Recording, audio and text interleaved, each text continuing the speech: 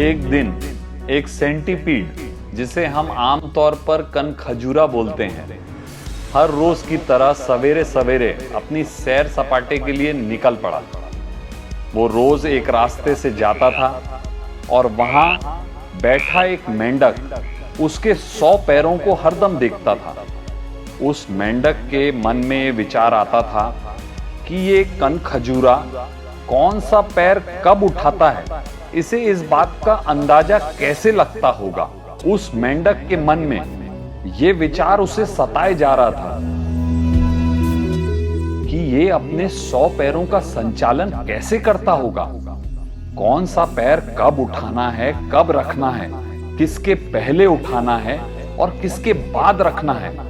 अगर इसने धोखे से कोई भी पैर गलत उठा दिया तो ये तो गिर जाएगा।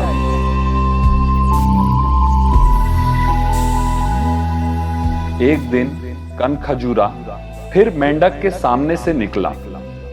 मेंढक को रहा नहीं गया।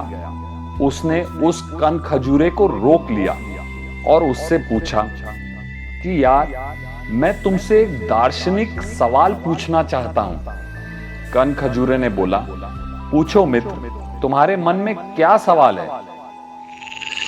मेंढक ने बोला कि एक सवाल मुझे कई दिनों से सताए जा रहा है।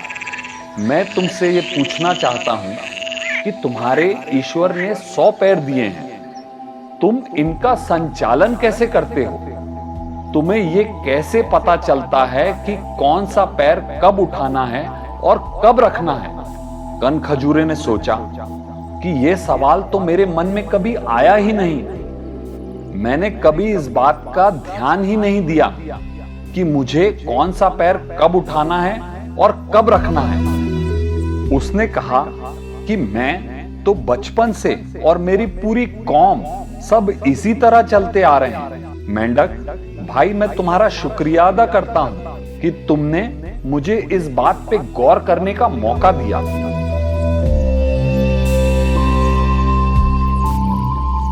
कनखजूरा उसे धन्यवाद देकर वहां से जैसे ही चला, सोच में पड़ गया कि मुझे अब कौन सा पैर पहले उठाना है और कौन सा बाद में। जैसे ही उसने इस बात पे गौर किया और कोशिश किया कि वो अपने पैरों का संचालन कर ले, वह गिर गया।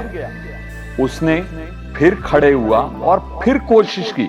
उसने दोबारा एक बार फिर संचालन करने की कोशिश की और वो फिर से गिर गया। उसने मेंढक पर गुस्सा होते हुए बोला कि तुमने मुझे एक बड़ी दुविधा में डाल दिया है। अब तो मेरा चलना मुश्किल हो गया है। मैं तुम्हें ये कहता हूं कि ऐसा सवाल अब किसी और से कभी मत पूछना।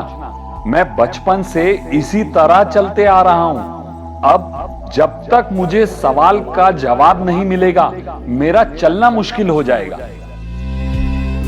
कनखजूरे ने मेंढक से कहा कि अब जल्दी से मुझे इस प्रश्न का जवाब बताओ, और जब तक मुझे इस प्रश्न का जवाब नहीं मिलेगा, मेरा चलना मुश्किल हो जाएगा।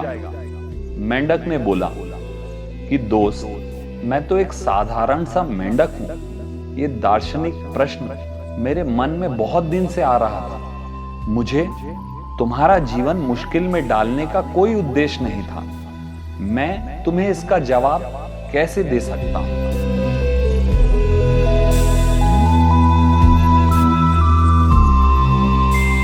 इस कहानी से हमें समझ आता है कि जीवन को कुदरत के नियमों से अनुभव करना चाहिए, ना कि किसी के बताए हुए रास्तों पर चलना चाहिए।